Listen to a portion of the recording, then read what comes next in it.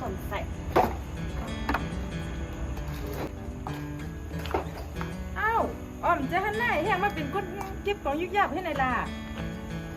อำทางให้อิดเนาะมืออยู่ห้องเฮียนแน่สู่เฮียนแขดได้แล้วเลยเป็นคนหน้าห้องกวนมึน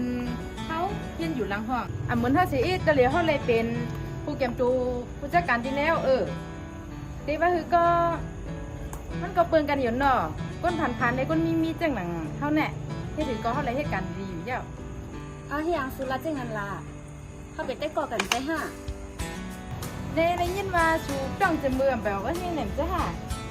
จังขนาดเนาะจะเลยหาเงินเลี้ยงลูกๆแม่เสร็จเงินเขาเอากับซื้อนมปันลูกสุกินแหละให้สังมันเอกว่าฮะป้อมป้อก็เขากับญาติเขาตั้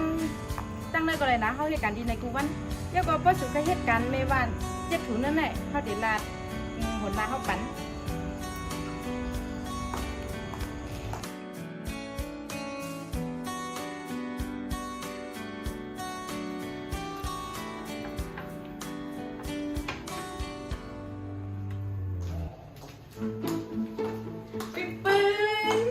จอมปีผู้แหน่ค่ะเป็นญาติผมมากจอมปีเขาจ้องเลยค่ะ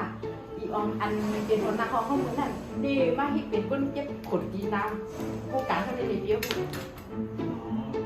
ออมตั้งไว้กะอันทางให้อีว่าคนแต่งคำอยู่เป็นเท่านั้นเนาะมือเย็นพวกเย็นในแขนมาแขนใครอยากเห็นแล้วทำเด็กชุกเจ้าน้องเขาได้สั่งมาโอ้ปีเขาเด้ม้วนให้อีว่าเขาได้มาเป็นคนยุกยักให้นั้นอันทางชีอิดมื้อนั้นเปียกันแลนจอมเกียวกับมือขิวพวกเย็นนั่นอ๋อมาเลี้ยงมาเลี้ยงพี่ผู้ใจดาวกับยาวพี่เก็บจริงพวกเปียวมันก็มาได้ครับว่าหากินกาแฟดังเนาะมาเนี่ยกินกาแฟ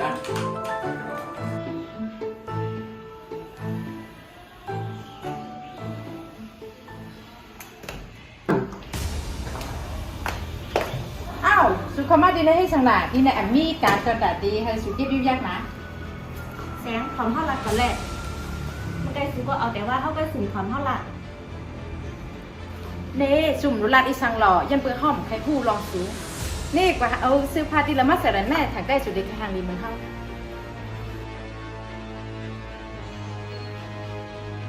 ก็ต้องซื้อเข่ห้อมได้หรอแสงสุดเด็ดเข้าใจกันกว่าแล้วแน่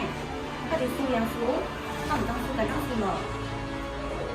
นี่คือถอนเท่ารักกันแรกเขาเป็นอ้อยกอกันรู้อย่าไปวัดที่นั้นแหละอย่าไปขังเล็กกันซึ่งนั้นไอ้สั่งอะไรเขาเดี๋ยวว่างสุ่มในล่ะก็จะเป็นก้นคลิปเยอะๆไปรู้มันเดียวกันตั้งเขาตรงไหนแสงหอมไปก้นเก็บเรียกนะถอนเท่ารักกันแรก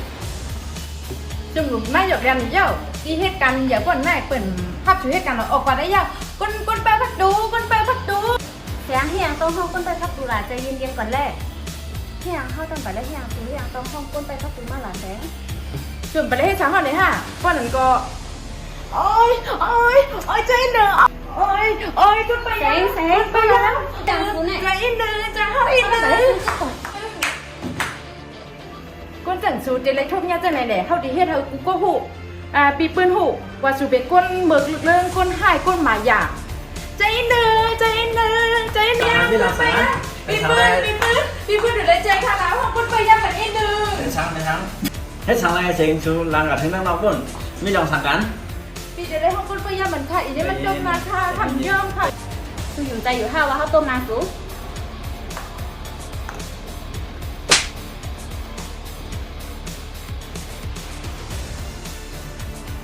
พวกเนี่ยก็ไม่การถูกต้มน้ำเต้ๆเป็นเส้นหื้อก็ในปีหายอย่างปีปืนหายอย่างจะเข้าว่ามันต้มน้ำค่ะเต้ๆค่ะเดี๋ยวในรางน้ำเนี่ยนะปืนเขาบนว่าเขาเดี๋ยวได้ซับแรงลองอีสังให้สูฝันแล้วปีปืนเป็นอะไรปีปืนอันเจเทียมค่ะเป็นอะไรกว่าอยู่ไผ่มันหันย้อมน้องแสงใจเย็นๆก่อนต้องนั่งแสงหูในที่น้องแสงหลาของที่นั่นเขาเป็นคนอ้อมเป็นเจ้าของห้องการที่ได้เขาต้องการด้วยนาการที่มึงหลอกแต่ก็ซึ่งมาถึงที่ห้องการเขาบอกว่าไว้เขาให้ปีมาเรื่องงานนาการที่ได้จะเก็บกำไว้เจ๊เขาว่าปีหยอกแรงคายโยปีลาราเขาเป็นเจ้าของห้องการที่ได้ฮะห้องการได้นะ มึงไกคัดอาหารเขาเก็บยุ่งยากอยู่ด้านน้องนั่นมันดีที่เป็นกว่าไร ปีวันวานแน่กำเดเวนเฮาสองก็ไม่เอาเทเลยกับชีวิตยันมาแหละเฮาขวา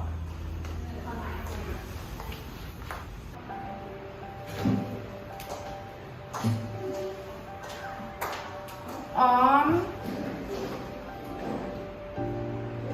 นี่ลองสั่งแต่ละตั้งห้องนี่ข้าย่างหาเป็นมาเรียนรู้สูง เพราะวนอยู่ยาวว่าคนเห็นเขียนจังหนังสูเดมาเป็นเจ้าของโครงการได้อ่ำเหมือนหนังก้นเห็นอ่ำเขียนจังเขาอันเขาเลยมาเหตุการณ์ในเขาเห็นเบอร์ปีปืนก้อยปานเขาพยายามทำพิธีชูเอิญนาอ้อมเขาก็เลยเป็นก็กันมากก็ดังหึง แสงสูโต้ไว้นะสูกับเหตุการณ์ดีไรก็ยากว่าสูเหตุตัวจังไรอยู่สูกับเหตุการณ์ดีไรก็สูนี่ตั้งขึ้นใหญ่ไรหรอกสูต้องไว้นะคนห้องกับเหตุการณ์จังไทยแต่เป็นกว่าทางเด็กเบิร์จังไหนแต่เขาหันถึงว่าสูเป็นได้ก็เขาแลเขาเด็กความมันสูก็ไรแต่ว่าอยากเป็นกว่าเหตุจังไรที่ไผ่ทางน้าต้องไว้ ยินจำได้ยังนะอ้อมที่ชูบอกใจบันเท่าตีปนมาชูบอกว่าเขาเป็นก็จะหือเขาก็มีลูกเล็กตีอะไรเขาก็เลี้ยงลูกอยู่ก็เดี๋ยวยินจำสุดได้ยังนะตีชูบันขย้ำเขาปีปืนเขาอมเลยต้องการยาวเขาตีได้เหตุการณ์อยู่ยินจำได้ยังนะ อำเภอซ้างเขาหันถึงว่าเขาเป็นได้ก็กันกล้วย ปีเจ้าเงินแลใจกาเลยคำสูงเยาวตาลำสู่ต้วยเงินต้วยคำโอ้ใจสู่จอมเงินจอมคำปล่อยดำวางใจไว้สีจอมเปิดกว่า สูงค้ามันได้ก็ถ้าสองก็พี่น้องเป็นต่างตัวในจุ่มเจิงพี่น้องไต้ได้มาหมอกลาดปันข่าวดีนะครับเนาะ ข่าวดียังขนาดปี อ๋อก็เบอร์ว่าเจิงพี่น้องไต้เขาในรายเฮ็ดสร้างมาในคัดดัง1 ปีเอานะครับเนาะแล้วก็มีผู้ติดตาม 10,000 ก็เย้านะครับเนาะ โอ้ดีจังได้ค่ะ เอาค่ะจุ่มพี่น้องไต้กูก็ในทางแห่งตีเตมาผัดตอนปันผู้ปันแห่งจุ่มพี่น้องไต้เขานะครับเนาะทางแห่งมาของทางน้องค่ะ อ๋อทางแฮนไว้ว่าตีมาแจกซื้อของพี่น้องใต้จังไหนเนี่ยค่ะนี่เป็นสำหรับตอนตาเป็นผู้ยิ่งเลยค่ะเนาะเยอะก็ตั้งหลักมันติเป็นจังไหนเลยค่ะอันนี้สำหรับตอนตาผู้ยิ่งอันนี้เป็นตอนตาคนใต้เนี่ยค่ะทางเจ้าว่าพี่น้องไว้ก็หรือว่าคนที่ตามเขาก็หลายสนใจเนี่ยก็อย่าลืมกดไลค์คลิปอันนี้แหละกดแชร์ปันเนี่ยค่ะเนาะพี่น้อง ครับที่โรงเรียนมันก็กติกาง่ายๆนะครับเนาะเฮ็ดง่ายๆก็ในคณะตอนจากที่เขาได้มาแจกในไลฟ์สดในคณะให้พี่น้องเขา